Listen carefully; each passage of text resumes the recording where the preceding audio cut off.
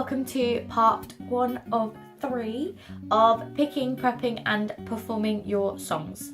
So I had to split this into 3 because it's quite a big one and you want to get it right. This is part 1, picking your songs. So as a general rule, if it says on that school's website, all of them will tell you what your song needs to be, how long it needs to be. Most of them will say. If they don't say that, then the typical length is fine. They'll also tell you what style it needs to be, like a contemporary musical theatre or your pre-1965 legit song. A lot of them ask for that as well.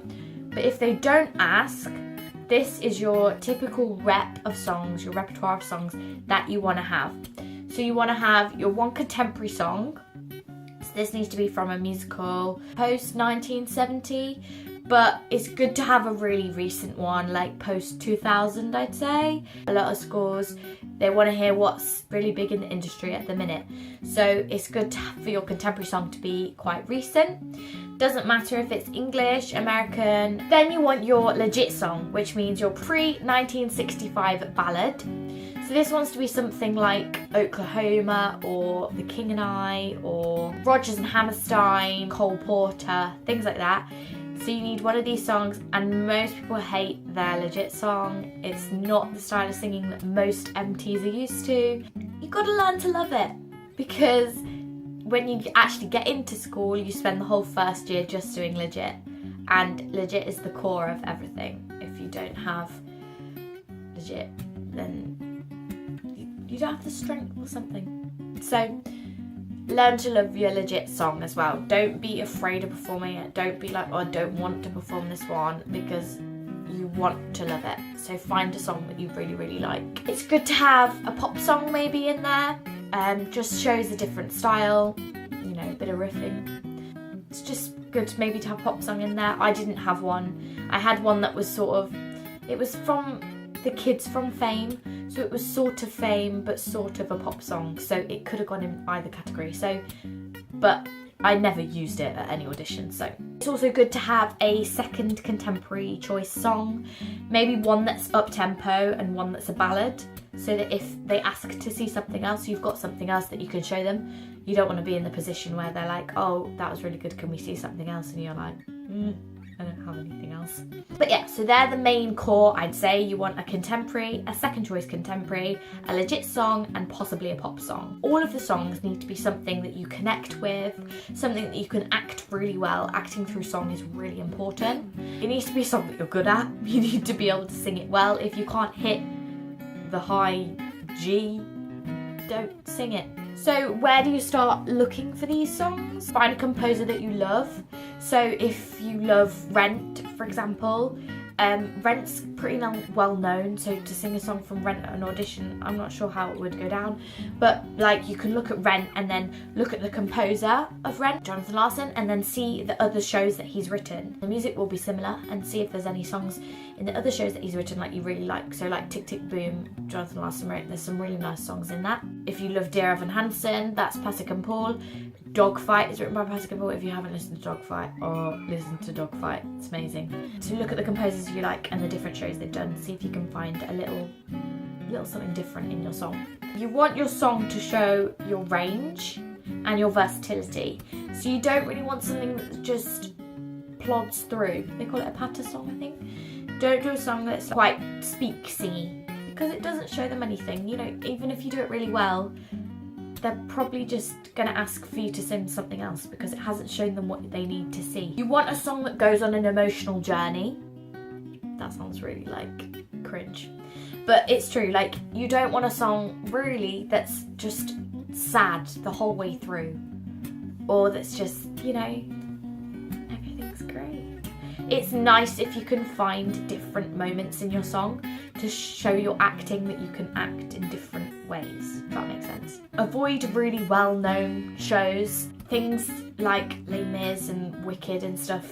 It's all rumour, but people say that they don't really want to hear those songs because they're too well-known. Don't worry about your song being overdone. Don't think, oh, but loads of people sing this, so I don't want to sing it. It's an audition. They see hundreds of people. everyone's singing the same songs. There's only a certain amount of songs. If you find a song they've never heard of, like, that's an achievement, that is. So don't worry about that. Avoid character songs. Some say because they don't show your natural voice. Some say avoid Jason Robert Brown and Sondheim because it's just too hard for the pianist. This is all rumour, by the way, like I don't know if any of this is true, but these are just things that people say. Think about the length of the song when you pick it. So everywhere that you audition at will specify a different length of the song that they want. Some will say 2 minutes, some will say under 3 minutes, some will say no longer than 5 minutes. I'd say a good length is about 2.5 minutes of a song. Mine was just under 2 minutes. And I think it's always better to leave them wanting to hear more rather than them getting bored. I don't know. Try and sing your songs in the original key. It's just easier for the pianist. Also, it's the version that they'll have heard a lot. So they'll go, oh, we know that song. Oh yeah, we know that version. It can make some things quite odd if you change the key in a song. It's okay to do that, but it can make some of the notes sound a bit strange. You're gonna need loads of different versions of your song depending on where you go and how long they ask for it to be. So just be prepared for that. And also when you're cutting it, don't worry about cuts. Don't think, oh, but it wouldn't make sense if I do this. They're not worried about it making sense. They know you've cut it and they know that they've asked you to cut it. So they're not worried about that. Main thing I'd say is don't try and get out of singing songs. So the first year I auditioned at Arts Ed, I really wasn't very comfortable with my head voice. I can sing high, it wasn't strong at all, and obviously your legit song is showing your high natural voice, really. That's what they want to hear. I sang my legit song, but it was a really low legit song and it didn't really show them much range. I was comfortable singing it, but it wasn't what they wanted to hear. And actually in the audition room, he just stopped me and he said, it's too low, it's not showing me anything. Sing it in this key, and it was an octave higher. Like, in the room, on the day, sing it in this key. And I had to sing it unaccompanied, an octave higher. And obviously, like, that completely threw me. And I was like, what is going on?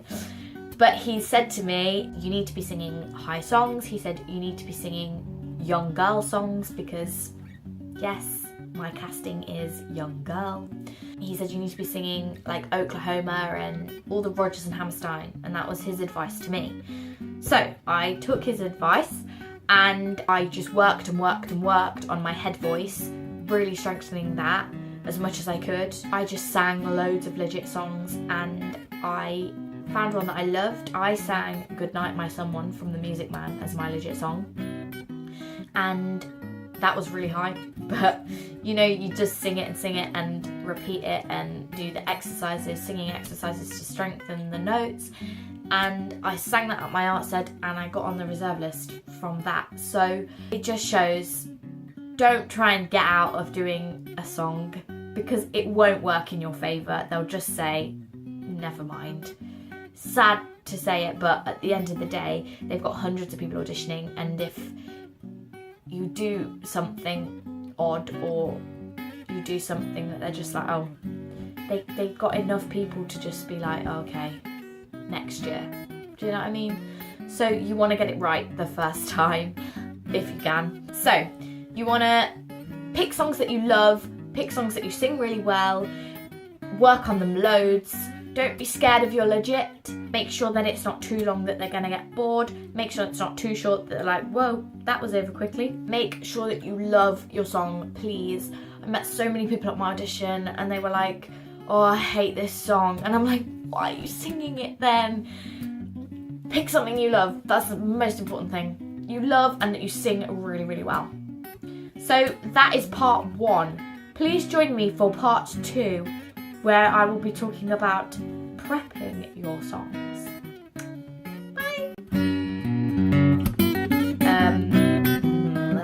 Bye!